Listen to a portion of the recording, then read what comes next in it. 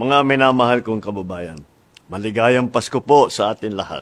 Ang panahon ng Kapaskuhan ay panahon upang lalong magsama-sama at magmahalan ang bawat pamilya at ang bawat isa sa atin. Ngayong Kapaskuhan, bibidang muli ang mga kwento ng ating lahi dahil ito sa espesyal na selebrasyon na ika-50 taon ng Metro Manila Film Festival na bahagi na ng ating buhay at kultura bilang Pilipino. Ang mga magagandang pelikulang kalahok ngayon, ang Golden Year ng MMFF, ay siguradong magbibigay ng gintong saya at mag-iiwan ng mga ginintuang aral. Tangkilikin po natin ang kwentong Pilipino.